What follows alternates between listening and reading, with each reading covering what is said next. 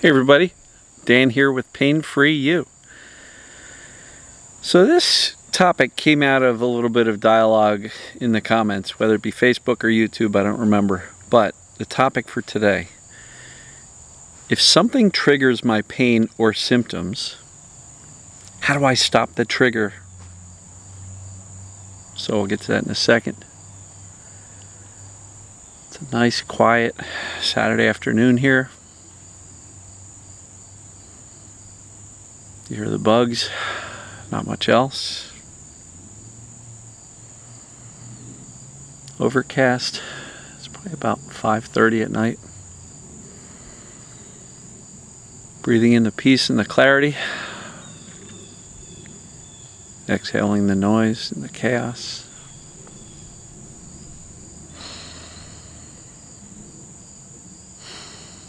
All right. So, if there's something that triggers your pain or symptoms, how the heck do we stop that trigger from doing that? And it kind of came up as a result of the discussion surrounding the influence of other people on our symptoms or pain. And so that brought about some discussion in the comments about, if a person triggers us, or a conversation or a topic triggers us with our spouse or somebody else, or if anything happens to trigger us, doesn't have to be relating to other people. It could be an activity, a movement, a thought, an emotion, a work stress, family stress, life stress, financial stress.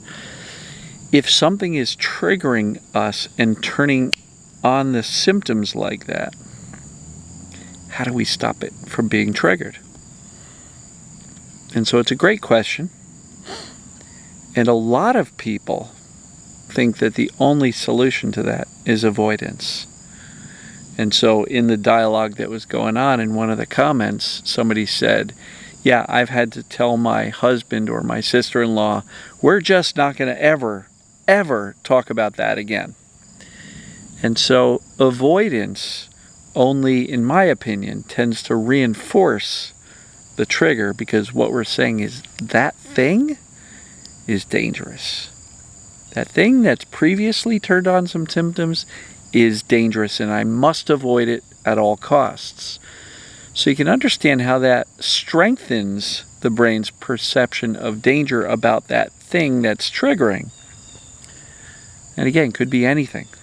Movement, body positions, activities, leaving the house, staying home, coming home after having some fun. Could be anything.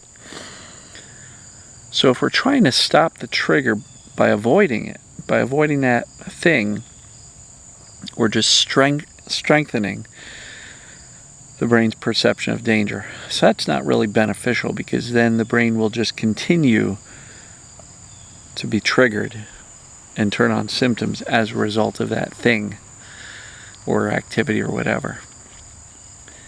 So how the heck can we turn off a trigger? Excuse me. So how the heck can we turn off a trigger? Well, I think clarity. When you get triggered and when symptoms arise as a result of said trigger, what's the best way to influence? Choosing our response to it. So instead of going, darn it, I knew that was bad for me, we can say, oh, I see what's going on there. The brain still perceives that thing that's triggering as dangerous, when in fact it's really not. This is called calm reassurance. Our ability to sense a trigger, see what happens as a result, and then quickly challenge the brain's perception and say, hey brain, shh, what are you doing? A conversation with so-and-so is not dangerous. That topic is not dangerous. Those are just words. They are not dangerous. The emotions that those words can sometimes create in me are not dangerous. We do not need symptoms or pain as a result of those triggers. Clarity, confidence, calm reassurance, direct instructions to the brain. Now, this may not work the first time you try it. It may not work the first 20 times you try it, but it is the way forward if you want to turn off this trigger so that you're not so easily triggered before. Essentially, what we're doing is saying, I'm willing to do these things that are important in my life, even if they have previously caused symptoms, because I know that with consistency over time, and by remaining calm, even in the presence of said symptoms, I'm going to teach my brain that I'm not concerned about it. So again, avoidance of triggers only serves to strengthen them and convince your brain that those things are dangerous, and therefore avoid, run away. And if the symptoms do pop up, if you respond with fear, anger, frustration, can't believe it, getting mad at the triggers, getting mad at the person, getting mad at the conversation, all you're doing is strengthening the brain's perception of danger surrounding that particular situation. So it's super important for you to recognize that exposing ourselves to triggers is how we overcome them.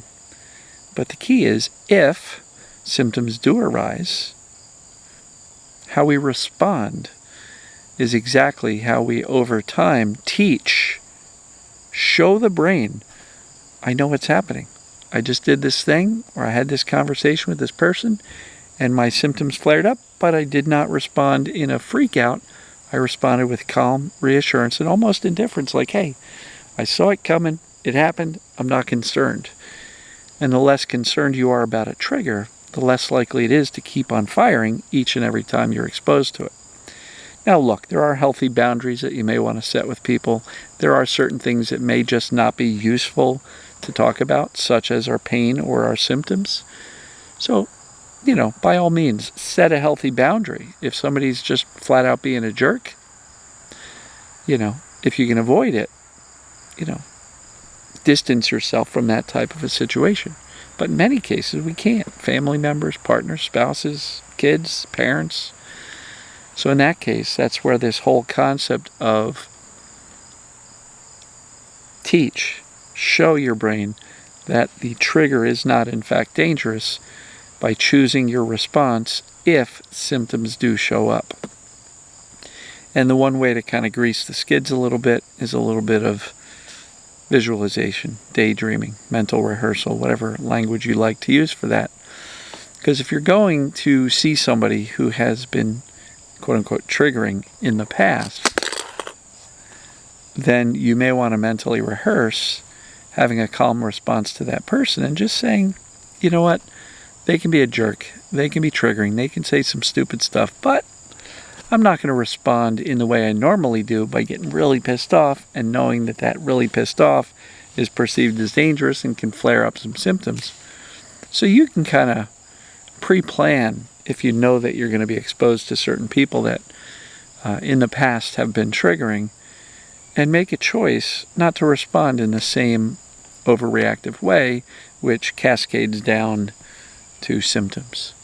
But even if you don't do that, and you end up being triggered, and the symptoms do get turned on, you got a choice. Freak out, get angry at the trigger, and therefore you're confirming and strengthening that trigger, or you can respond calmly, reassuringly, and say, hey, brain, that's really weird. You just turned up my pain based on a conversation. First of all, that's great news because it's 1,000% proof that your body is not the problem. So if you're ever triggered by innocuous things like conversation, weather, thoughts, imagination, worries about a future trip, right?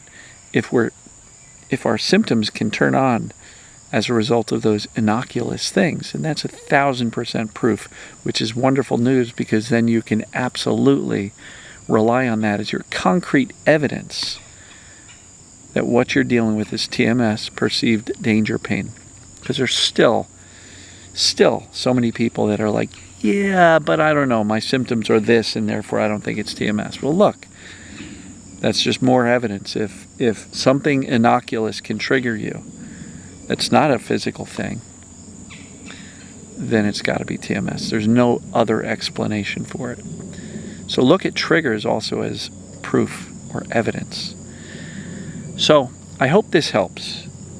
If you want to be able to turn off a trigger without ever having to experience a symptom again, it's not realistic, right? You may, want to convince yourself through self-talk and reassurance before the trigger ever happens, and that may make it less triggering. But look, we can't avoid life. We can't avoid certain people. Somebody asked me today if they thought they needed to leave their spouse. My answer was no. I got better in the middle of my marriage falling apart, but long before me and my ex-wife decided to split and part ways. So I got better despite the fact I was in the most emotionally chaotic time of my life. You can too. It's a matter of clarity and certainty that your body's actually okay. It's a matter of clarity and certainty that people, events, thoughts, emotions don't have to turn on pain. They may have in the past, but it doesn't mean with better, accurate knowledge and information that they have to moving forward. Does that make sense? I hope it does. So, with that said, I'm going to wish you all well. Hope you're having a great weekend so far. Love you, and we'll talk to you tomorrow. Take care.